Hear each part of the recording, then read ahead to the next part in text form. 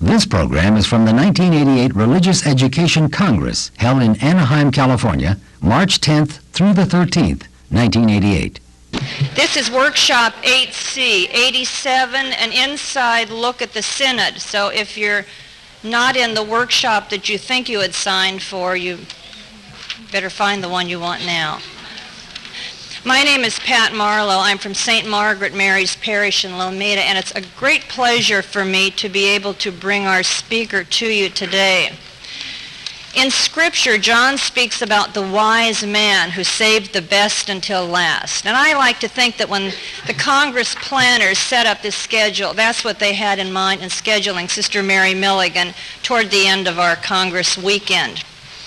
Sister Mary is familiar to many of you, I'm sure. She is a native of Los Angeles. She was born, educated here in schools in the Archdiocese. She has served as Superior General of her community, the Religious of the Sacred Heart of Mary. She is currently the Provost at Loyola Marymount University, where she also teaches Scripture. She is also serving as President of the Board of Directors of St. John's Seminary in Camarillo. Sister has done extensive work in the field of spirituality and has had numerous articles published in that area.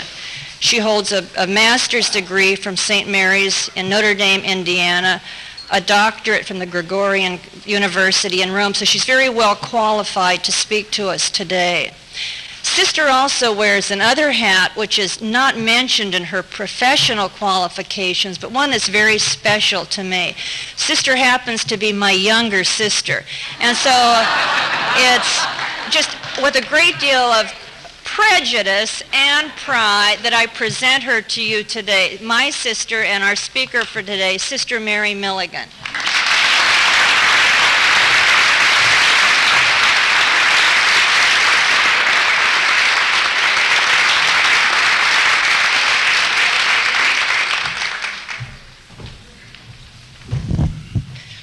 This is a surprise by the Congress organizers. It was only when I appeared at the back door and Pat appeared at the back door that I realized that my sister was doing the introductions. Had you been in St. Peter's Square just 5 months ago, you would have seen many people walking across the square with a bag that looks something like this. It's not to every talk that I bring a bag. I show this to you because it was one of the marks of anybody who was at the Synod. These were the bags that we received and carried faithfully every day to our meetings in the Synod Hall. You also would have seen people walking across St. Peter's Square with their name tags on, their badges, their IDs. Once the first few days were over anyway, when the Swiss guards saw these badges come in, we'd get a salute, and I usually didn't get a click of the heels. I think that was really reserved for the bishops. But really those were the two external signs, two of the external signs of people who were at the Synod. Before I begin telling you about my own experience and something about the Synod in itself, I'd like to say that I think it's appropriate to have some reflections on the Synod or sharing of experience in this particular Congress, whose theme is God's work of art. Because certainly we are living in the hour of the laity. That phrase is about 20 years old now. But hopefully it will be an accurate phrase in the next century as well. We certainly are living in the hour of the laity, where we have rediscovered the baptismal equality and co-responsibility of all within the Church. If we have done that, I think it's for a variety of reasons. Certainly Vatican II played a very important role in our rediscovery, if you will, of the laity. For centuries, the clergy were described as the teachers and the laity as those who were taught, canonical definitions. The clergy as the leaders and the laity as those led. The clergy as the shepherds and the laity as the sheep. The clergy as the educated and the laity, the implication was the uneducated. And in fact, theological education was just really, practically speaking, not available to many laypersons. So Vatican II has done us a marvelous service, I think, in reminding us of the nature of the Church, the nature of a community of all the baptized who share equal dignity and equal responsibility. The access to theological education, I think, is also a factor in our being able to say that this is the hour of the laity. Certainly a Congress like this plays an extraordinary role, I believe, in that kind of theological education which we all need and which we all continually need. The shortage of clergy is probably also a historical factor which has led us to rediscover the riches of the laity. So in some sense, it's the whole historical process that has led us to this time, which is God's work of art. The question I asked myself as I was reflecting on this, my experience of the Synod in this context is, what role did the Synod 1987 play in that process, in God's work of art? And it seems to me that the work of art that we are is very much a mosaic made up of many different colors, many different shapes, many different forms, of which we are a small part, and I think it's a joy for us to be able to stand back and get a glimpse of the whole. So I like to think that the Synod is a piece in the mosaic. Now, what color and what shape you're going to paint that piece, I don't know. I didn't ask myself that question. Certainly, it plays an important role in our reflection on the laity for several reasons. The theme of the Synod, as you know, was the laity. The full title was The Vocation and Mission of the Laity in Church and in Society 20 years after Vatican II. Now that's a mighty tall order. To speak of the laity, the vocation, mission of the laity in church and society 20 years after the council is basically to speak of the church. So that the breadth of the theme was something that was part of the richness of the Synod, but as you will see, I believe, also part of the difficulty of focus in the Synod. Laity were also important, not just because the theme of the Synod was the laity, but also because of the strong representation of the laity at the Synod. There were 60 lay observers. Of those 60, there were 27 women and 33 men from all over, representing every part of the world, with a great diversity of experience. In the small group where I was, there was, for example, a layman from Indonesia who had been responsible for the founding of a political party. There was a woman from South Africa involved in justice and peace groups. There was a layman from Ghana who was an economist, a gentleman from Korea who was a leading economist in the country, a couple from Australia, a young woman from Liverpool who was responsible for formation in the Archdiocese of Liverpool. So a great diversity of experience, of age, of nationality was present among the lay persons at the Synod. What I'd like to do really is just first of all give you a little bit of background on the Synod, on a Synod, synods in general, a little bit about this particular Synod, and then spend a bit of time on the process, because I think the process that was followed is crucial to the outcome of the Synod. First of all, what is a Synod? Certainly in recent times, in our lifetime, A synod, basically, or the synods in the Roman Catholic Church, are a result of Vatican II. Vatican II established, and primarily Paul VI, established that there would be occasional meetings every 3 years of bishops from the entire world, representative bishops, and the purpose of the synod is consultative, to be of assistance to the Holy Father in governing. So that really was the focus, or is the focus, of the synod. So it's a consultative group. It is not a meeting of all the bishops, but a meeting of some bishops. The bishops who attend are of basically 2 categories: those who are elected by their bishops' conference, and then also a group appointed by the Holy Father. There are several types of synods, extraordinary, ordinary, and special. This synod, the most recent, was the 7th Ordinary Synod. And the ordinary synods are those synods which take place every 3 years. If you remember, the Synod on the Laity was to have taken place in 1986.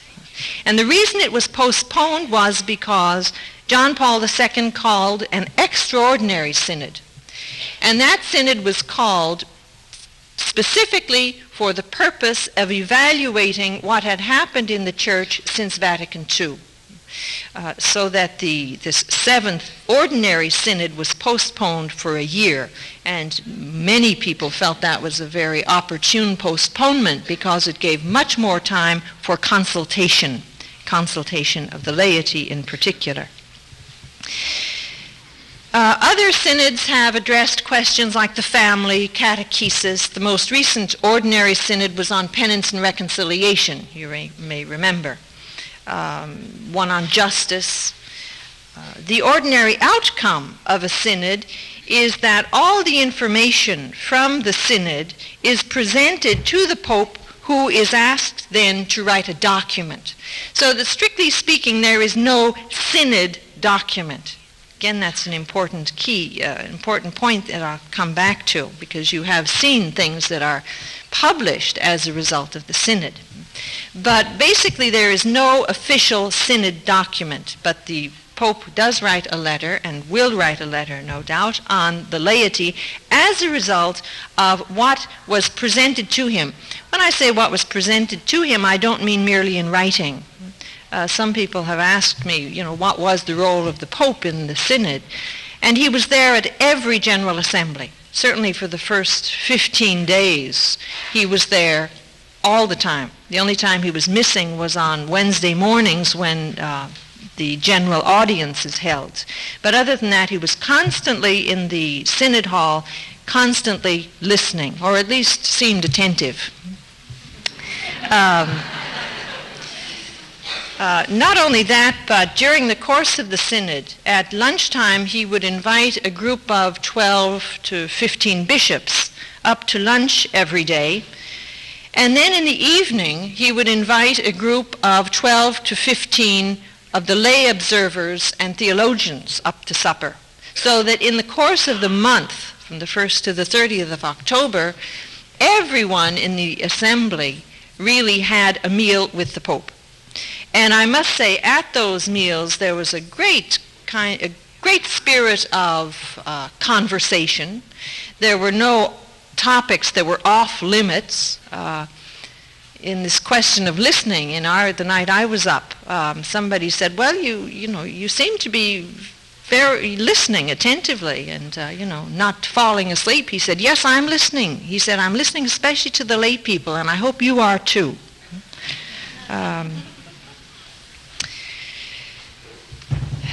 The membership of the synod was composed of participants of 232 bishops.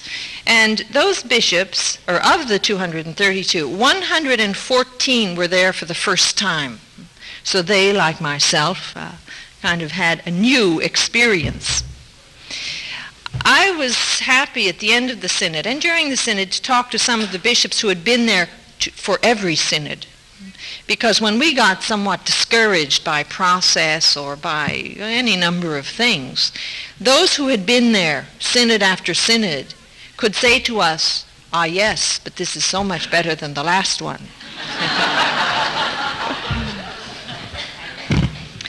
The 232 bishops came from Africa, 44 of them from Africa, from 52 from Europe, 28 from Asia, 55 from the Americas, both North and South America, 14 from the Oriental Church.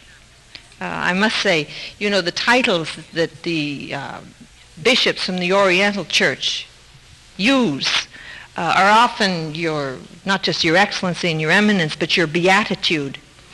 And there were 8 of them who were sitting together in a group, and it was one of the most joyful groups. They were always smiling and always optimistic, so we called them our 8 Beatitudes. There were 23 bishops from the curial offices, and then there were 10 superiors general of clerical congregations. And then a special secretary, the total 232. There were a couple of bishops who were obvious by their absence. One from Czechoslovakia, who was unable to leave Czechoslovakia. The Vietnamese bishops were not there for the first 10 days, but during about a week into the synod, we received a telegram from Moscow saying they had gotten to Moscow and would be coming to the synod shortly. And they were greeted with open arms and great applause. But the absence of some of those bishops was always a reminder to us of the suffering church. And there were many reminders in the course of the synod, as I will mention. So 232 bishops, with the cardinals down in the front rows, and then the archbishops, the bishops, etc. So we were like in an amphitheater, and we had assigned places. One of the reasons for the assigned places was because it was like a postal service. You know, many of the bishops received their mail in the audience hall, so unless you were in your place, you might not receive the letters that had come for you. The observers I have mentioned, I think it's good to know that there were, in the 1983 synod, there were only 9 lay observers. So from 9 to 60 is a good jump, a good jump. There were also 20 theological experts, and I was there in that capacity. Of the 20, there were 3 women, and we also represented most continents. But there was no theological expert from Asia, and only 2 from Africa. And I must say, when the first work of the theologians came to the floor, it was quite criticized for being too European. As we went into the synod, what did we have available? Basically, we had the working document. Now that was published. It was printed in Origins well in advance of the synod. So that had been circulated throughout the church. And in the first 10 days of the synod, each bishop was allowed to speak on some topic referred to in the working document, and to speak for 8 minutes. They were given 8 minutes. And I don't say unanimously, but generally, they observed very strictly the time limits. After 5 minutes, a light would flash, 3 minutes left, 2 minutes left, 1 minute left, and then after the end of 8 minutes, stop with a big buzzer. So you'd have to be courageous to go beyond your 8 minutes.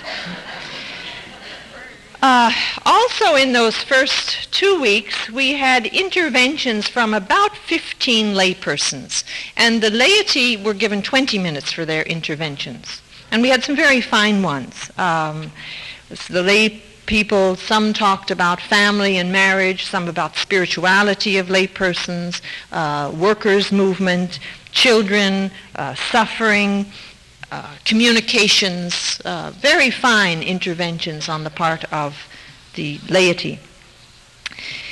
One of the difficulties that I found in those first 10 days, and I'm sure most of us did, we heard about 205 interventions, presentations by the bishops. Now, we began meeting at 9 o'clock in the morning, took a break at 10:30, back at 11 until 12:30. We were back in the room, the assembly room, at 5 o'clock in the afternoon, straight through till 7. And we heard, in those days, one intervention after the other. They were not organized according to topic.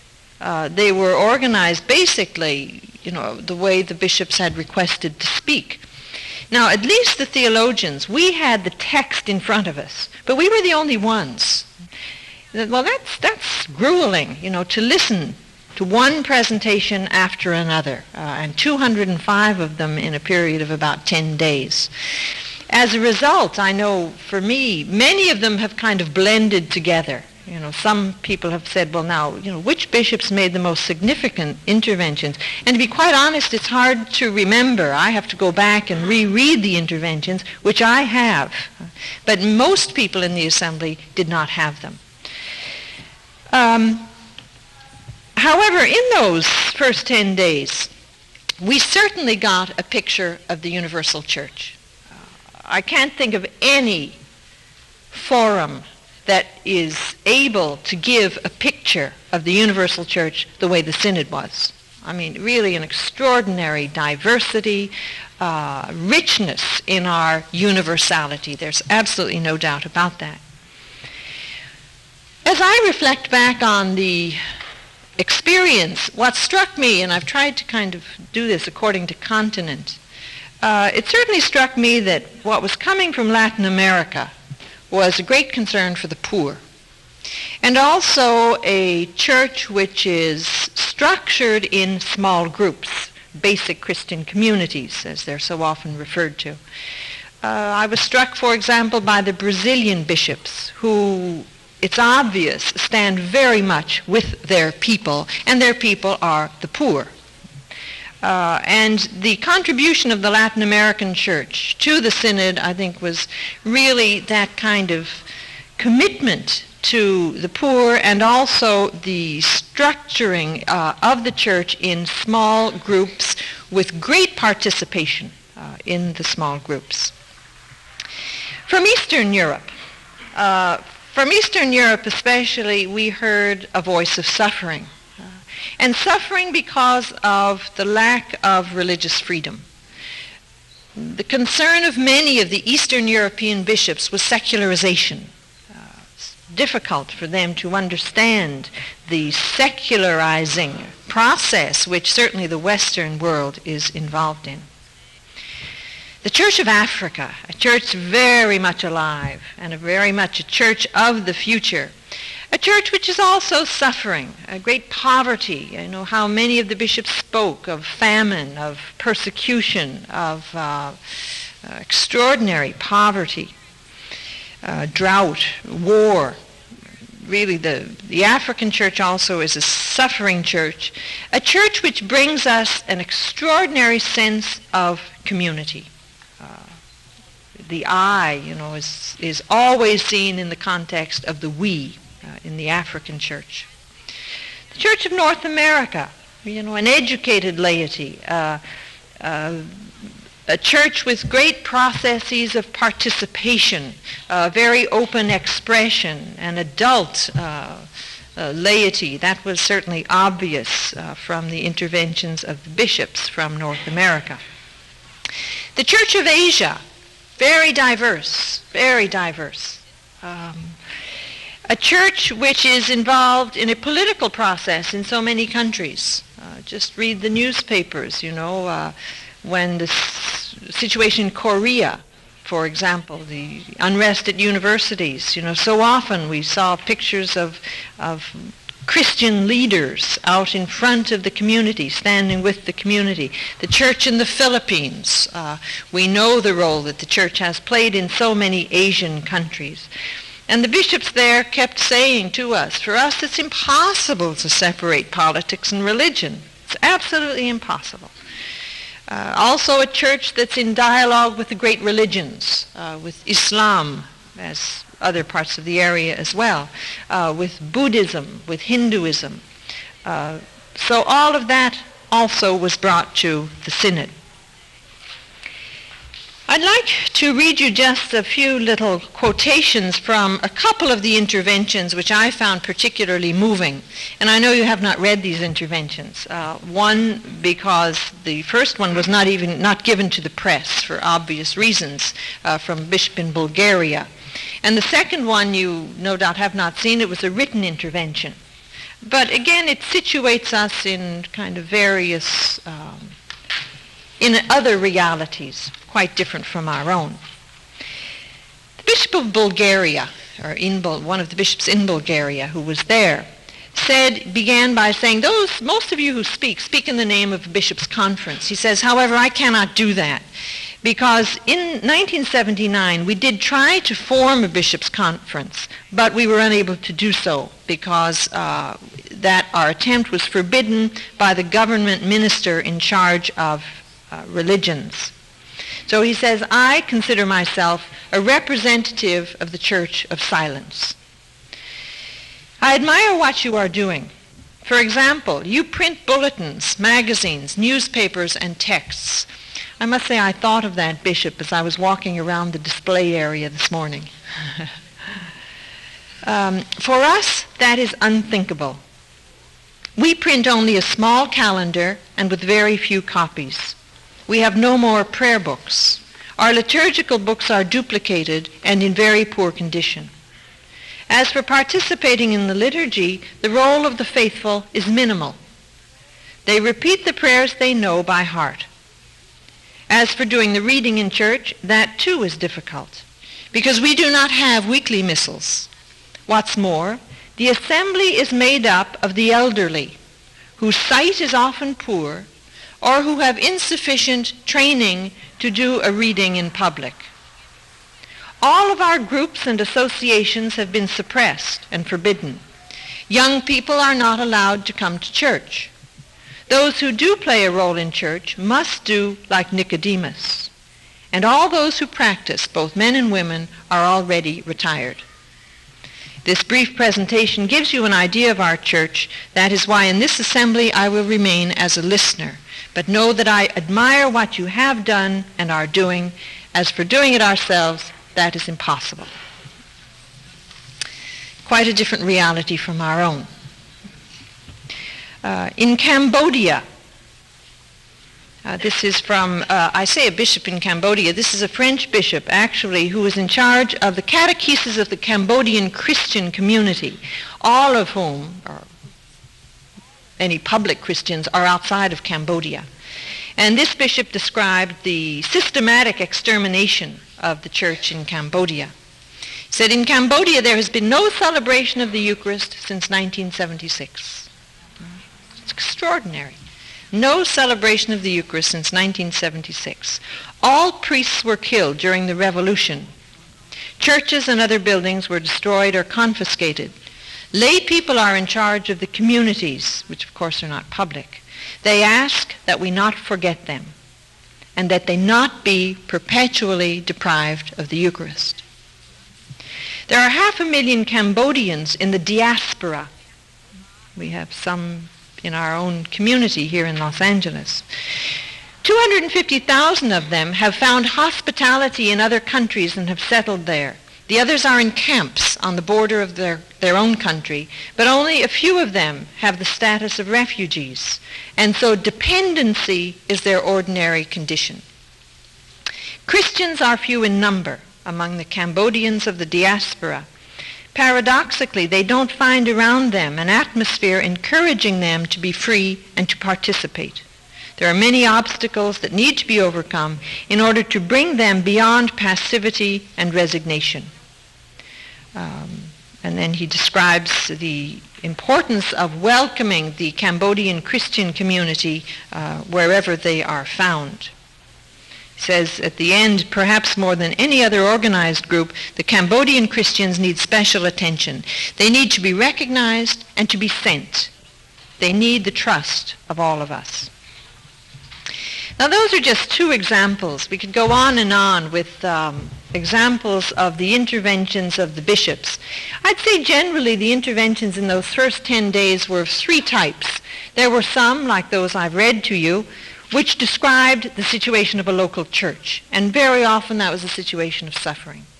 There were other interventions which described a particular question or problem or difficulty in a local church, or in the church in general, issues of pastoral concern. And then there was a third category of intervention which I'd call more theological, kind of a theological reflection on some aspect of the theme of the Synod. Could have been on the vocation of the laity.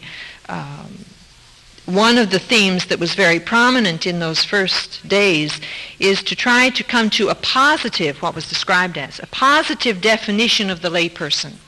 As you know, the canonical definition is a layperson is someone who's neither a cleric nor a religious. Hardly a positive definition. So there was a lot of attempt to come to that kind of definition, which is not easy. And in the small group where I was, Cardinal Hume of Westminster, London, was our leader. And at one point he said, you know, I'm just beginning to understand. He said, it's not the lay people who need to be defined. It's the clergy. You know? And I think what that represents is the real effort on the part of the Synod to really enter into the ecclesiology of Vatican II and to describe what we all hold in common first, what we hold in common through baptism, confirmation, and the other sacraments, and then what distinguishes certain categories within the Church. So that certainly was a theme that was very prominent in the first 2 weeks of the Synod. Several other themes that came across loud and clear. One I'm sure you've read in the media. In fact, I was interested in the International Herald Tribune. When the Synod opened, the headline read, Synod on the Role of Women Begins in Rome. Well, you know, Synod was on the laity. But certainly what was clear in the first 10 days was that the question of women is not a North American phenomenon, as Cardinal O'Fee said repeatedly at the Synod. It came up from every single continent. The importance of involving women in the Church and recognizing the extraordinary qualities and gifts of women and using those within the ecclesial community. The importance of lay involvement in all areas of the Church, wherever the Church is. The Church is the laity, in fact. There was a special emphasis on the involvement of the laity in politics. And I'd say that came from many areas, probably less so from the United States, because our understanding of that is so very different from the way other countries understand it. Another theme that was prominent, again, of much less concern in the United States, is associations and movements. A lot of reference to new movements in the Church that have begun since Vatican II, like the Focolari, the charismatic movement, any number, the neo-catechumenate, and representatives, often the founder or foundress of those movements, was present at the Synod. Chiara Lubich was present from the Focolari movement. We had Jean Vanier there from the L'Arche communities, Faith and Light, I think it's called in this country. So that certainly was a very prominent theme of special concern, I would say, to the European, Western European bishops. Also to bishops elsewhere, but it was primarily a Western European concern. And then spirituality.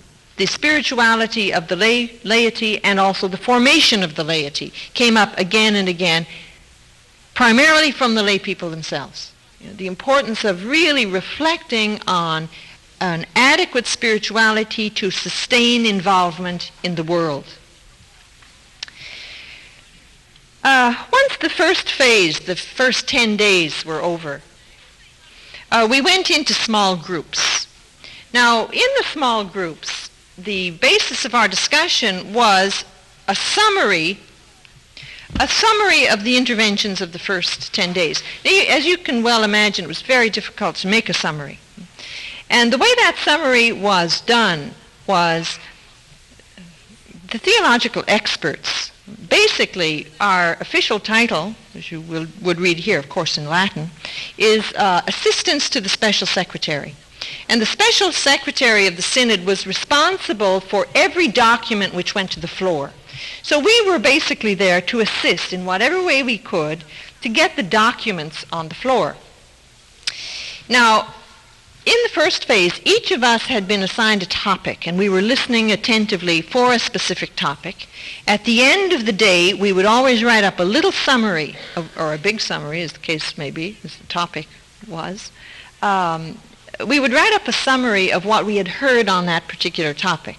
At the end of the 10 days, all these summaries were submitted to the Special Secretary, and he basically, with a small group of the theological experts, produced the document. That's the one that was criticized for being too European.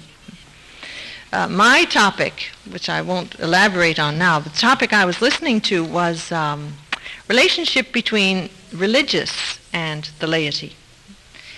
And I didn't have much work to do. There was very little that was said on the religious and the laity. Perhaps I can come back to that later, or if it's of interest to you, in the question period. The phase of the small groups was, again, a very exciting phase. Everyone participated equally in the small groups. We were about 35 in a small group. That's not so small, I suppose. Of those, maybe 20 bishops and 10, or 22 bishops and 13 lay observers or theologians. And in the discussion and in any jobs that had to be done, we divided that equally, so that everyone really participated equally. And there was a marvelous spirit of collaboration and cooperation in those small groups. Very open discussion.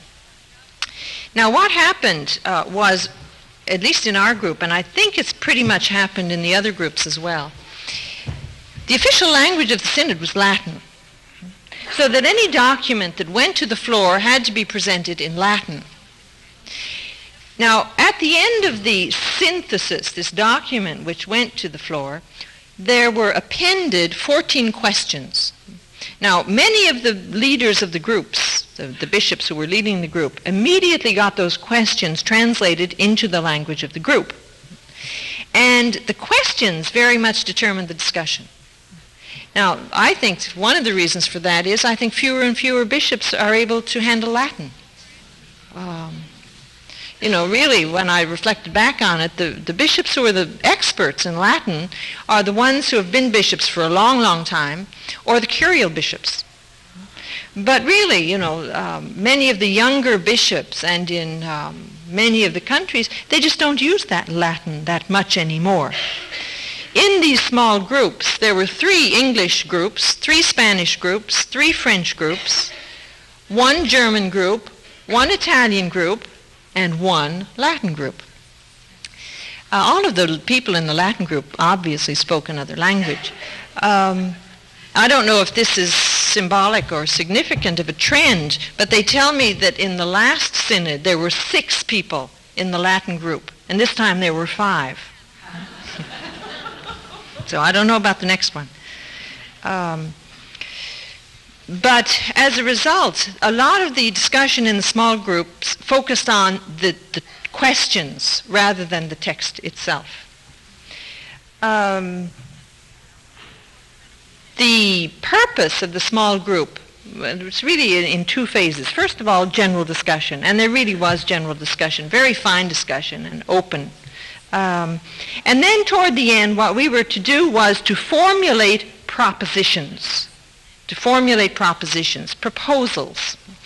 And this is where it was obvious to me that cultural differences were great.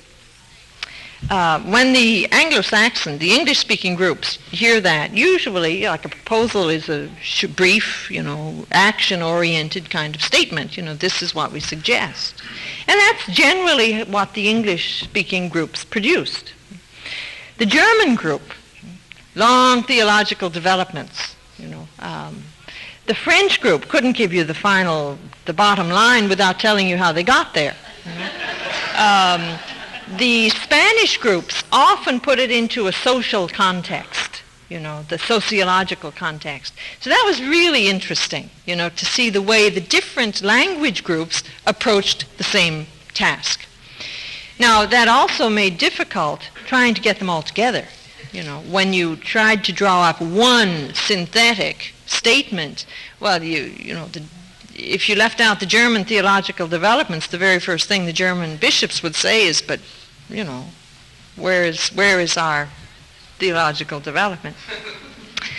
At the end of the small groups, therefore, each small group did produce a list of proposals or propositions. Most of these words are translated from the Latin, but it was a list of propositions. Now, many of you, or some of you may have seen that list. It was published in Origins. The Synod process was accompanied by a certain public relations plan, if you will. In the first 10 days, bishops were asked to make a small resume, a summary of their interventions, and that was given to the press. So the press was fairly satisfied. They were also doing interviews. It was really like being back in Hollywood, walking past the gate into the Synod Hall, because it was just covered with reporters, and TV cameras, and everybody wanted a word. In the second phase, and a lot of people think this was a mistake, when we were in small groups, there was no information for the press, none. And I think the reason the organizers did that was so that the newspapers wouldn't pick up certain things out of context, and they also knew who was in what group, and wouldn't try to identify who said what. But in the long run, it didn't succeed, because someone in that phase leaked everything to the press, everything. So that at a certain point, in fact, we read it in the newspaper the next day, you could go across the street and just pay the price of photocopying and say, I would like the result of small English group B, and you'd have it. You'd have it. So that everything was in the press. To such an extent that even the final proposals, which basically were proposals that were to go to the Holy Father for a future document, but this also was in the press. And I was interested in the way the Origins phrased its publication of this. It says, the propositions voted on by the Synod delegates cover the major area of Synod discussions. The propositions were not released by the Synod, but were obtained by the press and have been widely reported on. Well, that's an understatement. I was sorry that in the very first newspaper article, which picked up some of this material, the group that was accused of the leak, 3 guesses, the American bishops. When I'm fairly sure that it was not the American bishops, not just fairly sure. Pretty sure that it was not the American bishops, but that was what the Italian newspaper printed. I'd like to say a word about the proposals, because if you have read them, there are some very good things in the proposals, or the propositions, but I'd also like to give you an example of how they really need to be relativized, and I come back to the process. Once the results of the small groups were in proposition form, there was really no more discussion on them. Now, in our processes, usually once you find the areas where there's not agreement, that's when you want the discussion. But that's precisely when discussion stopped. So that on questions which were obviously not clear, women, ministries in particular, once those areas were kind of spoken about, we never really addressed them in the total assembly. It might be of interest to you to know that the evening we were up with the Pope for supper, in the course of the conversation, he said, really there are only 2 new questions since Vatican II. Really, everything else that the Synod has handled is somehow found in Vatican II. He said the 2 new questions are ministries and women. And I think that's absolutely correct in terms of what went on at the Synod. But in my opinion, those were two questions which were poorly handled in the final phase. Don't know if any of you read the article in the NCR about 3 weeks or a month ago by Peter Hebblethwaite.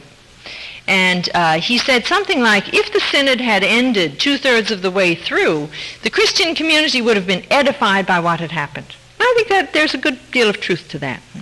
But the problem is it didn't end then.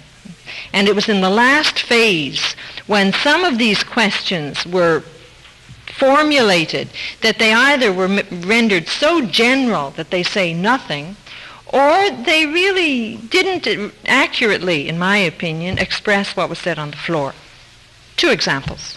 One example, it was clear that in that first phase, so many of the bishops said, in terms of ministries, every non-ordained ministry that is open to a man should be open to a woman, to a and that really came from all the continents. Well, there's no statement like that in the final document. No proposition. The final proposition just asks that the document on ministries, Ministeria Quaedam, the motu proprio on ministries, be redone. Well, and the bishops are faced with voting for that. What do you vote, yes or no? Well, obviously you vote yes. But there's no indication of what the assembly said beyond that, and I think that's unfortunate. The other example I'd like to give you, which again, as I say, kind of relativizes some of this, on women. At a certain point in the Synod, when we were in small groups, many of the small group leaders would look to the women in the group and say, what should we say? What should we say? And a few of us realized that, so we had one little secret meeting, And we said, well, since they're asking us, and we were all in different groups, so in fact, a lot of what we had said got into most of the small groups, not all, unfortunately. But one of the things that we had asked for was that the question of language in liturgy be addressed. And it was that the language be inclusive and that the liturgical texts be revised. Okay? Well, that's what went into the small groups. Generally, out of the small groups came something on language, and that the use of inclusive language. Now, the way it got into proposition form was something like this. Language by which women are discriminated against must be avoided. Well, nothing about the liturgical text, but at least it's something. Now, in the process, the very final phase, once the bishops have seen these proposals, they had 3 alternatives: to vote yes, to vote no, or yes with an amendment. And if they had an amendment, they had to submit that amendment. Now, those amendments, again, went to our little theological group, and it was just divided up, each set of us got like 9 propositions to work on, and I don't know who worked on this one.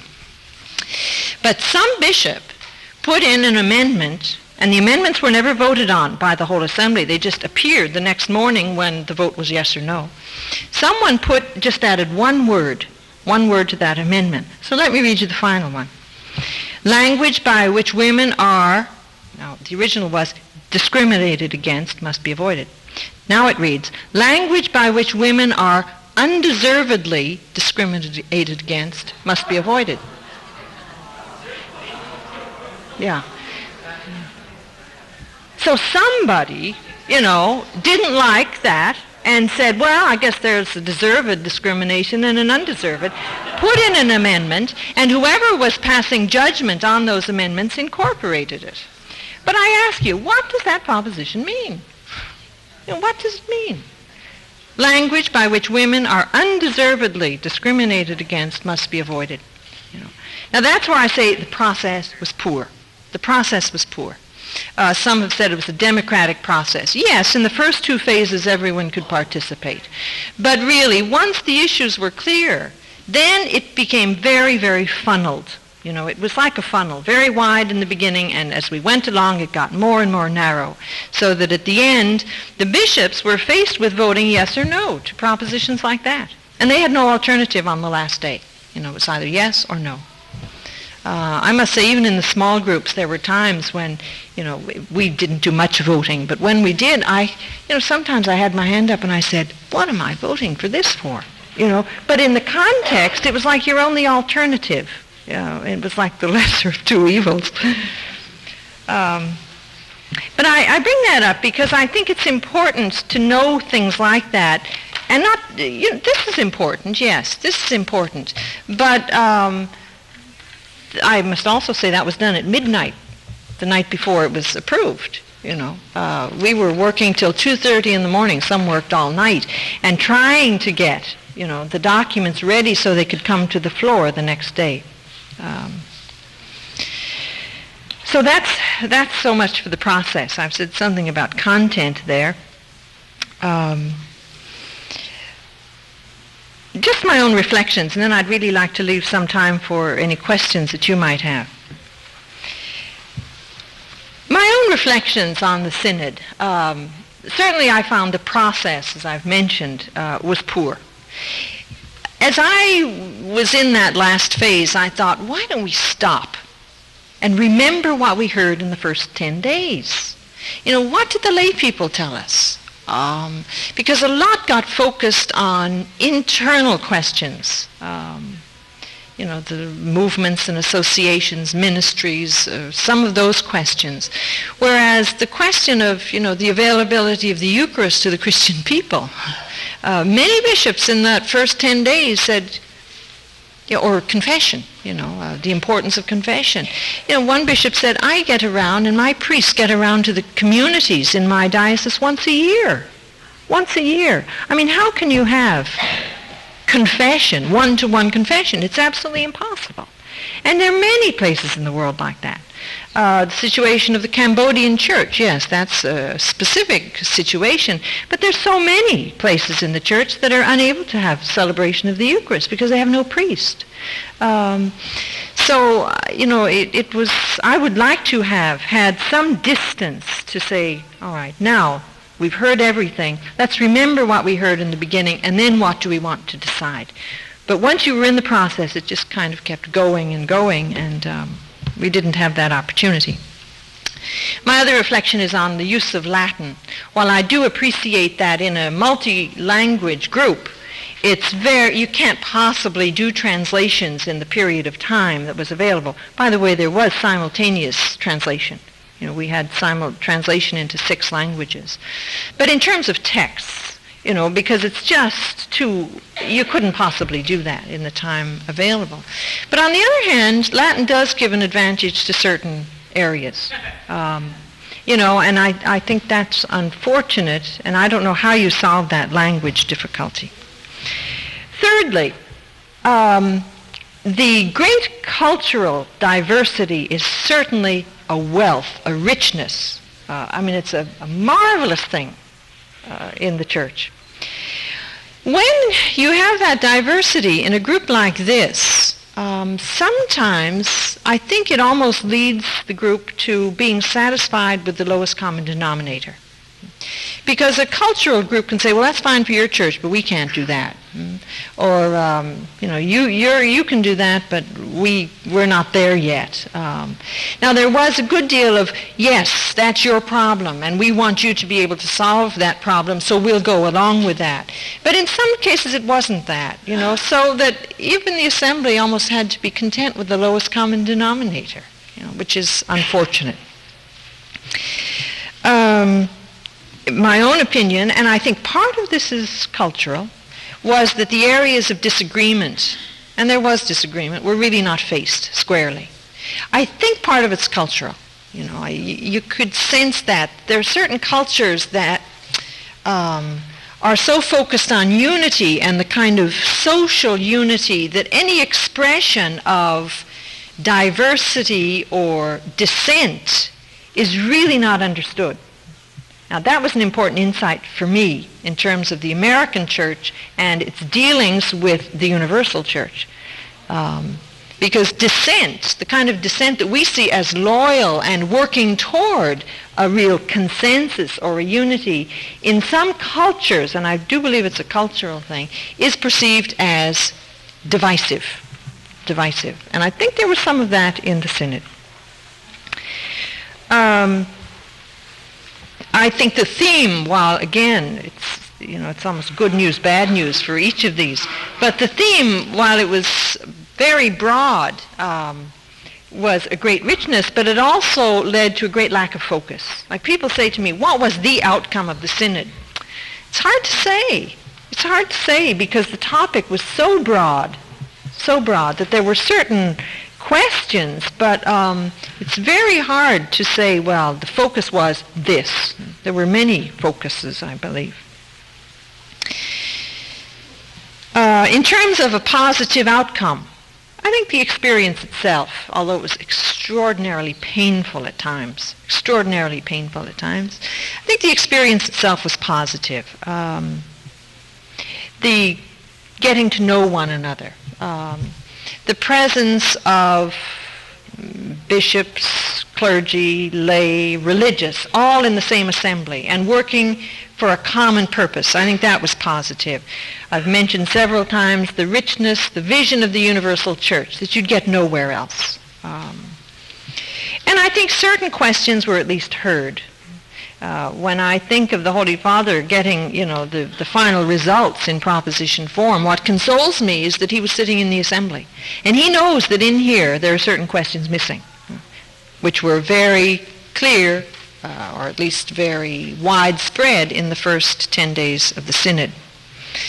And then finally, I think that the Synod is always a reminder to us of Vatican II. When we were working on proposals and what should we say about this and that, almost every question that came up, we said, but it's already been said in Vatican II. I mean, look again at Gaudium et Spes, the role of the church, all of us, in politics, in war, peace, in cultural development, in the economy, in family, in marriage. All of those questions are in Gaudium et Spes. So I said to myself, what I'd like to do is just go home, everybody go home, reread Gaudium et Spes, and do something. That's enough.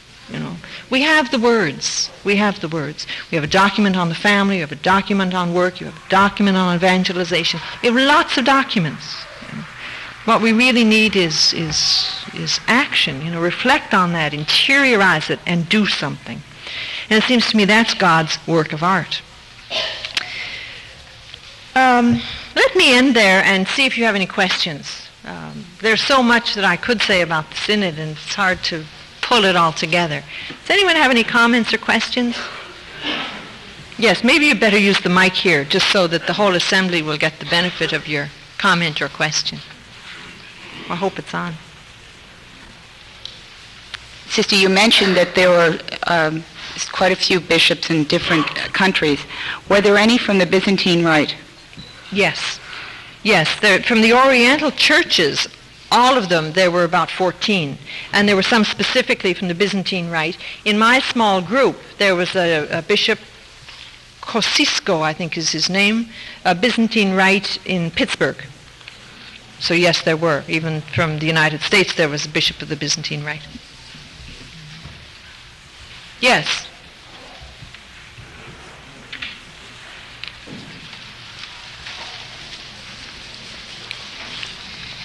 Hi, my question is about something that I read that was a little disturbing.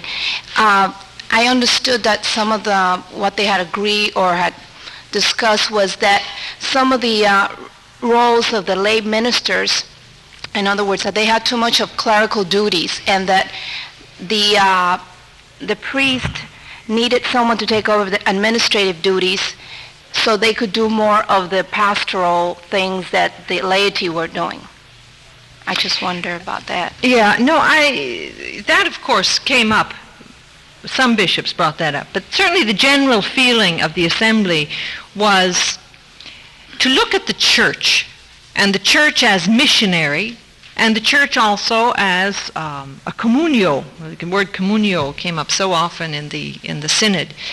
And to see that the laity have a role within the church. It's not that the laity are for the world and the clergy are for the church, for church work, if you will. No, there was a lot of discussion on the importance of lay involvement in ministries. Now, I don't know if you're referring to Archbishop Mahoney's intervention. I know a lot of people have asked me about that. How his intervention on ministries was received. And I must say I was in the same small group as Archbishop Mahoney. And the way I understood his intervention, and certainly what he said in the small group, was, and this was not only Archbishop Mahoney but other bishops, let's make sure that we don't use the word ministry so broadly and in so many contexts that it has no meaning.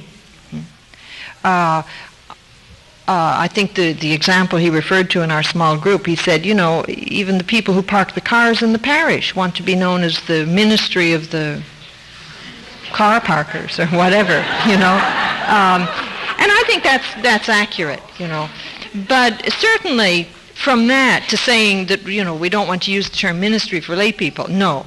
I thought maybe it had something to do with they no longer will use, like, say, Eucharistic ministers and so on, and have those people do more administrative roles so the priest would focus more on pastoral needs. Well, I think there are probably some bishops who might have said that in the Synod, but that was not the feeling of the entire Synod. No, Okay, certainly good. not. Thank you. Certainly not.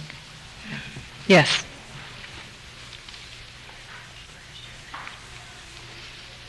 You spoke of amendments to the propositions that were made. When they suggested those amendments, were they implemented in the propositions, or were they just added on as a suggested amendment?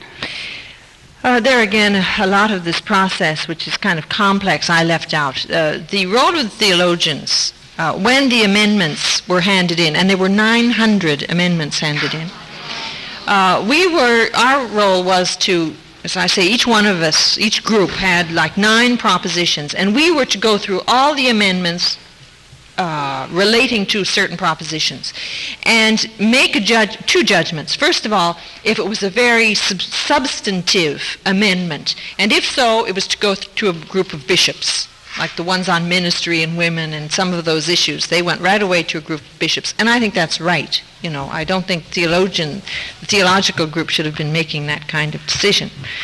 Then, if it was an amendment which was not substantive, then the group of theologians made a decision. Did it help the text or did it not? And whoever was working on this one on women felt that that was an addition to the text. But then what was unfortunate is that nobody ever had a chance to respond to the amendments as such. So that when they saw the text the following day, they saw the text only with the amendment. Now, the amendment was indicated in italics, but still, there was no chance for discussion. Well, I liked it better before, or why this, or why that. It was yes or no, and that was it. Yes? If anyone has a question, maybe you'd like to line up there. What's the best way to relate to these high officials that more action should be taken, or what's the best way to do it? Yeah, like in other words, what's the kind of, what can we make of the Synod now, that would be helpful. I found that, one of our students over at LMU asked me, "Sister, if they asked you to go to another Synod, would you go?" I said, "Would I go or not?" And I thought, a month is a long time. But somehow, dialogue does take place there. And you do meet people. And I think if there is any opportunity, any space to speak, someone has to be there to speak. Now maybe there's no space. In some places you say, well, did it make a difference or not? I don't know. But I do think, there's some very fine people. There were some very fine people in that assembly. And some very persevering people. I think of the Bishop Cahill Daly of the north of Ireland, who is a great advocate of nonviolence, and certainly in Northern Ireland that is most necessary. Well, every time he spoke about nonviolence. And, it didn't get into the text, it didn't get into the text. But let me tell you, in the final text, you'll read something on nonviolence. But it was his persistence. So certainly at the Synod itself, I think, it's important to meet people and keep kind of repeating and saying in a way that can be heard. certain things. What we do here, how we follow up on the synod, I think a lot depends on how individual archdioceses follow up, and individuals. There were some very fine interventions at the synod. Some of them printed, many of them printed, and I think use them, because many of them were good. Sister, I guess along those lines, I'm having trouble bringing all of this down to earth. And for us ministers, what trends should we expect from the Synod? I mean, what can we expect? What should we be looking out for in our own ministries? First of all, how much have you heard about the Synod since it ended? None, nothing. See, I don't think we can look to the Synod for, what's the Synod going to tell me? Or what. I must say I found that encouraging. There were so many fine people. I remember one of the women there, a woman from, I think she was from Argentina, living in Rome. And when the thing came out on women, we were so discouraged. And she came over, she said, "What are we going to do about it?" I said, "Yeah, what are we going to do about it?" "Let's just keep living." And we said, "Right, that's the best thing we can do." And I think that's absolutely correct. I think we look at what the Synod said, and especially its universality. For me, it's like this is the universal church somehow meeting, and things are happening. I said to somebody, almost in the discouragement, I found a certain encouragement, because there was manipulation. I mean, I was behind the scenes and I saw a good deal of it. There was manipulation, but there was so much commonality in the beginning, that I found that very hopeful.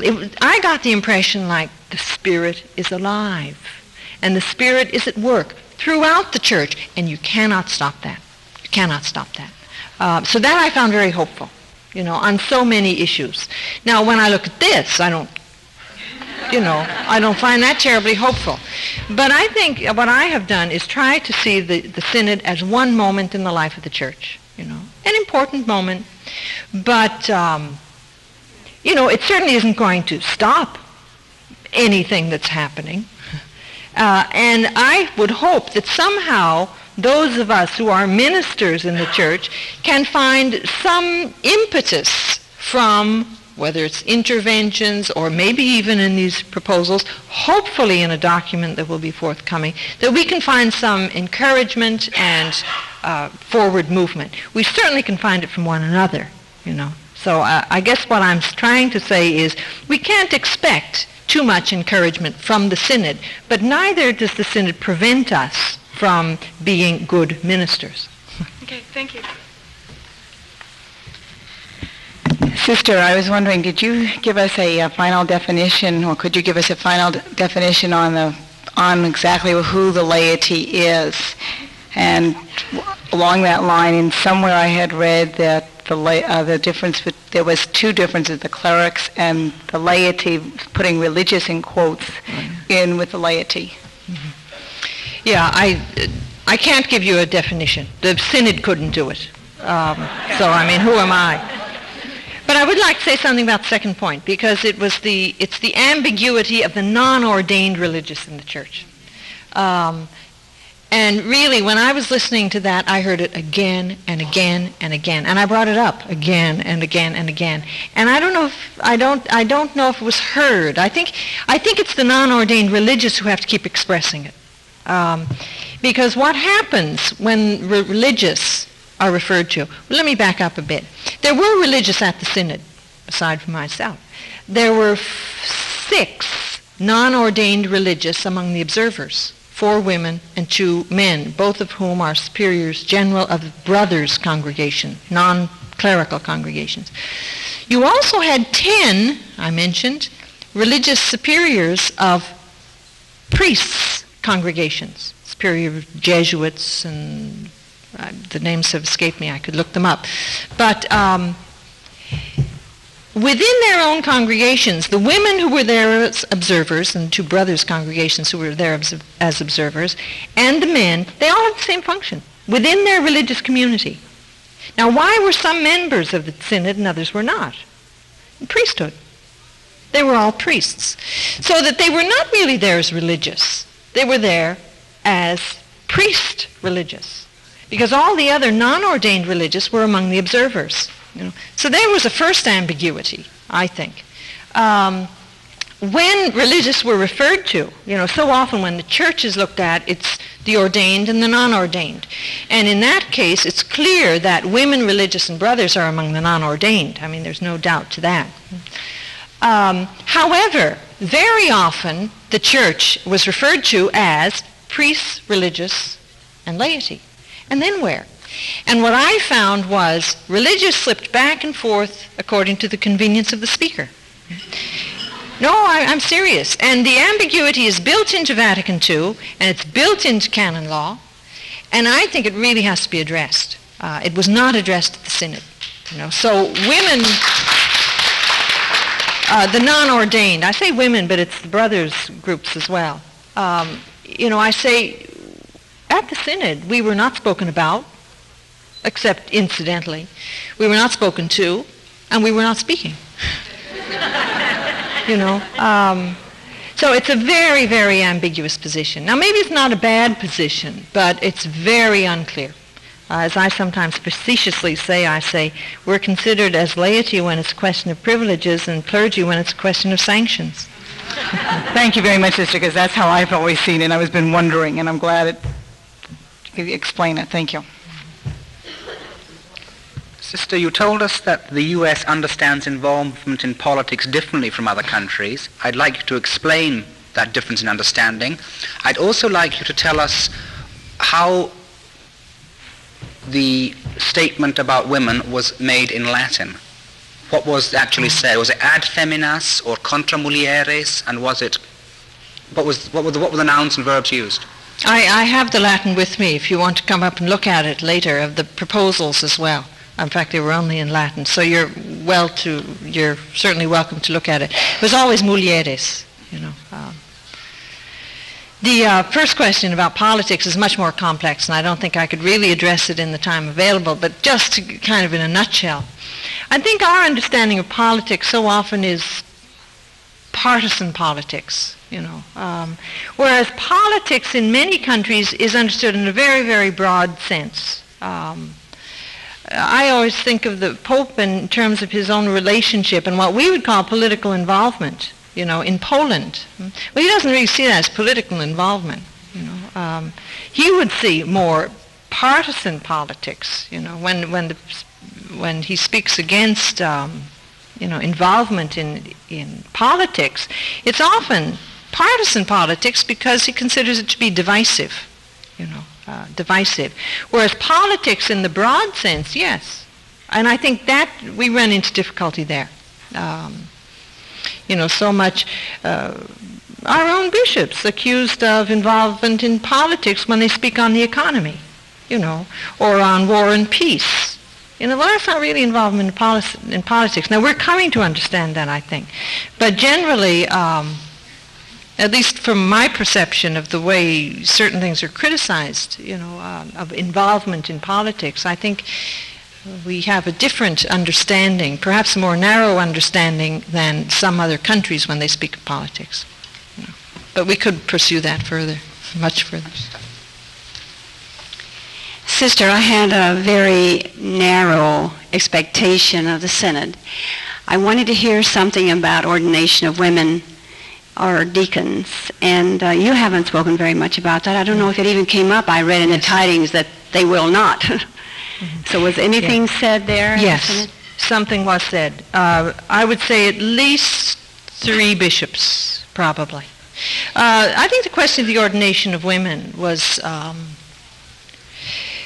the Vatican's position on that is so very clear, so very, very clear, that I think many bishops really deliberately did not speak of it, but some did, and some spoke of the pain of the exclusion of women from ordination.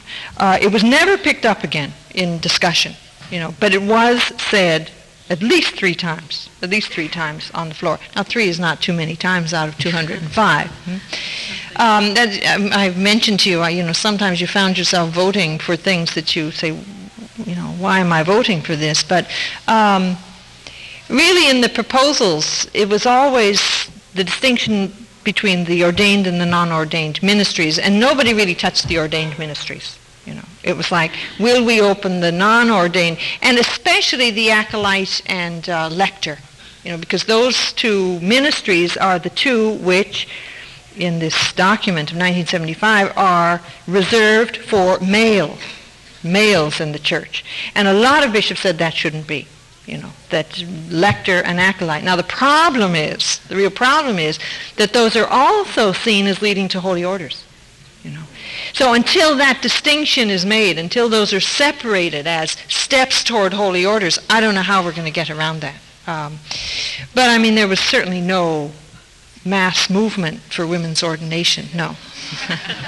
Thank you. You partly addressed my first question, so I'll add a second.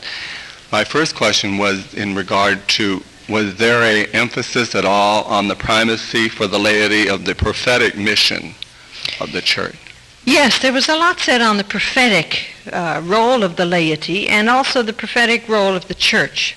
When I reread, even in the propositions, often they'll speak about not often, sometimes they speak about the prophetic character of institutions and of the laity. And I think basically what's behind that is there's also a lot of talk about the social doctrine of the church, so that the prophetic dimension is often seen as speaking for social justice and the social doctrine of the church. So yes, it came up. It was not a primary focus. I see. And the second question was just a short one in regard to, is it fair to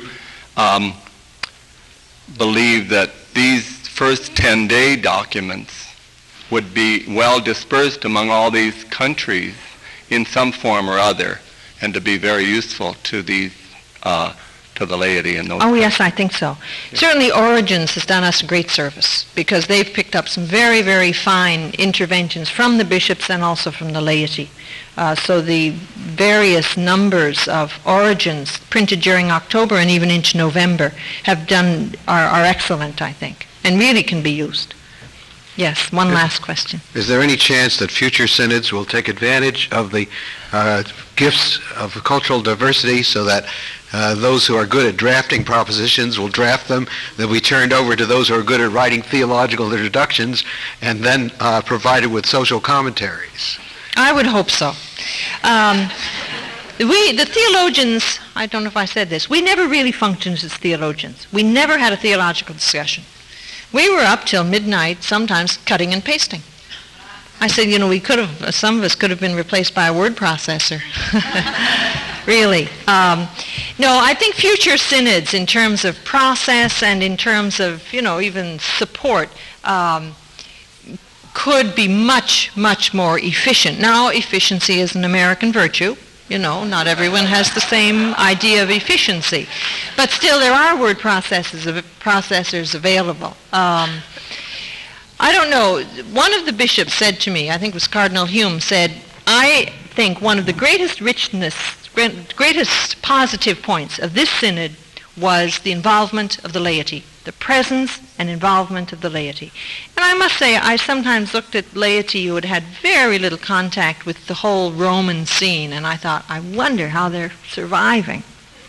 Because it's hard going into that assembly, with a lot of titles and a lot of robes, and, in some sense it's like stepping back a century into another completely different world. And I had lived in Rome for 14 years, so I was kind of used to that, but it must have been very difficult for some. But anyway, Cardinal Hume said, I am convinced, and he's been to many synods, I am convinced that we cannot in the future have a synod without the presence of the laity. So I hope that is what will happen.